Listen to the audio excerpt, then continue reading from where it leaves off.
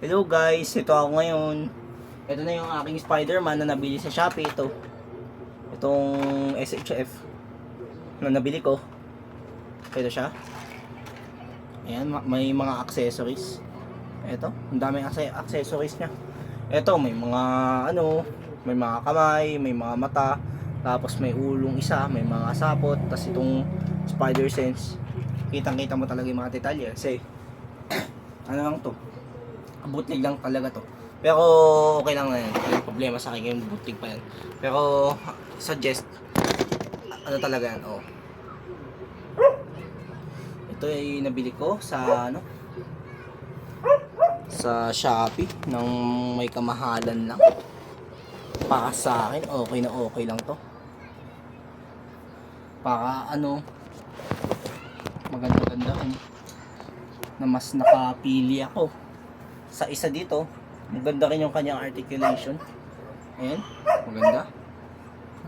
Double elbow of arms. Tapos okay din siya.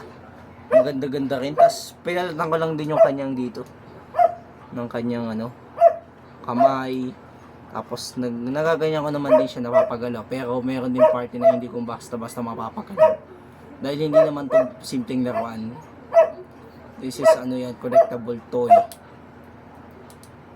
Toy, hindi ko siya mapalit. Pero maayos kasi yung gawa kasi nito, kaya hindi mo yan basta-basta. Pero nababaluktot mo siya ng ganyan, tama. Pero a lot of scale, ito yung nalaro ko sa PS4. Maganda rin to, nalaro ko to sa PS4. Ito pa siya.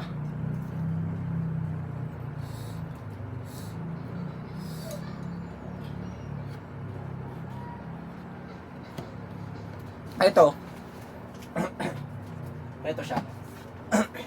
Ito yung nalaro ko sa PS4. Ito yun. Kamukha nito. Pero ito yung mga accessories na nandito sa box na to. Nandito. Nagkakagulo-gulo lang. Pero okay na rin to. Magsasama-sama natin to. So, ito yung aking PS4 na dyan ko nilalaro kong Spider-Man. Yung joystick. So, SHF to. Hindi siya Marvel Legends. Nasis na Marvel Legends. Pero maganda rin ang kanyang pagkakadetalye. Maganda rin yung kanyang type of toy na to. Sulit na to para sa akin. Pero I suggest ko lang tol. Ito pinili ko to sa sa Shopee online. Mula pa to sa China. Pero okay na rin to kahit bootleg lang. So kumpara natin dito. Kasi ito, wait lang bago tayo magkumpara SHF to. Ipagkumpara natin siya sa mga ibang brands ng Marvel Legends at iba pang brand of toy na makikita natin. So bukod sa SHF, ito si Spider-Man isa, medyo matangkad si Spider-Man original, itong standard Spider-Man. Sunod natin ilalagay yung itong isa. Itong isa. Ayan. Tapos sumunod, eto dito. Ayan, Marvel Legends. Dito pala ang Morbius.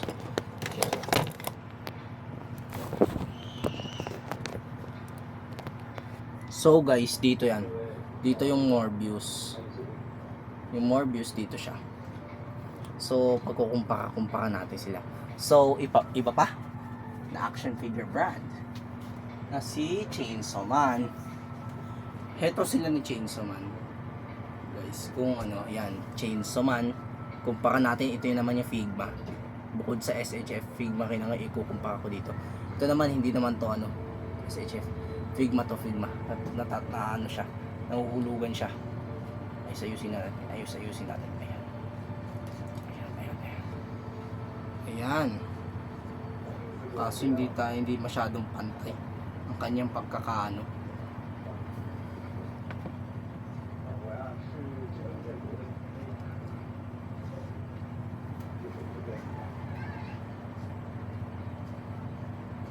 Ayan. Si Chainsaw Man. Medyo kasize lang din siya ni Spider-Man sa PS4. Itong si Carnage. Ayan. Carnage. Tapos itong Marvel Legends din to. Oh my god. Grabe. Nakakabwisit. Pero pasensya na guys. So ayusin lang natin to. Ayusin lang natin. So heto. Carnage. Sorry guys kung nagsabi ako hindi maganda. So kaya mo babawi rin. Itong si Carnage. Kasi itong si Spider-Man. Isa. Ayan. Ayan. Medyo may kaliitan lang si Spider-Man sa PS4. Pero ito naman si Venom. Ang tangkad naman ni Venom. Dito, ang tangkad-tangkad niya. Oh my god.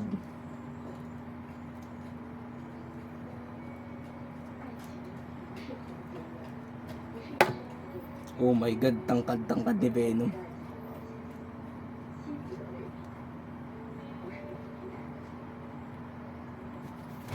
Grabe, hindi ko na matayo masyado si Venom.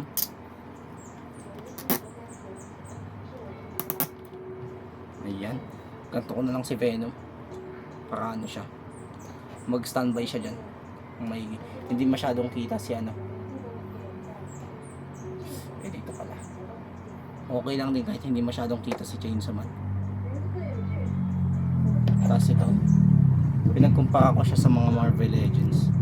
Sa mga high branded Marvel Legends. Ito. Tapos ito pa, isa. Si Custom Venom Pool. Ayan. Kukumpara natin dito sa Custom Venom Pool. Ayan sila. Napakaganda. Pagkakadetalye. Oops. Tanggal. Ito yung Venom na, ito yung ano, Deadpool pala na kinostol ko. Nang maigi.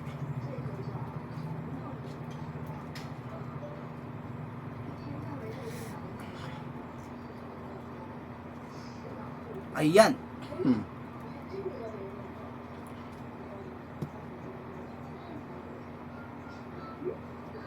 Ayan sila.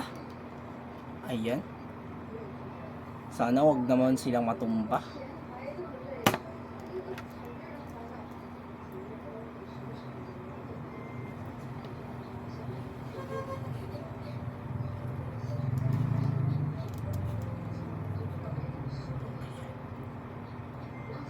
Ayan sila. Tapos itong isa, itong bootleg generic na ano, Green Venom. Ayan sila. But not the least, dito natin si Spider-Man. Oh my god. Eto na. Sila. Itong si Lasher. Itong generic bootleg na action figure na si Lasher. Pagkukumpara din natin siya kay ano, Spider-Man SHF at tsaka sa Figma. Ito kasi itong dati kong Deadpool na ginawa kong Venom Pool ay generic lang din to. Kinostomize and generic lang din talaga siya. Generic and customized din lang talaga siya. Pero okay na rin yung ginawa ko. Ginawa kong set to para malibang kayo sa mga nakikita nyo sa vlog ko, matuwa kayo mga kapare. So syempre maganda rin naman itong mga action figure ko. At saka mula rin to sa Lazada, ay sa Shopee pala. So ingat kayo ha. See you next time. Bye bye.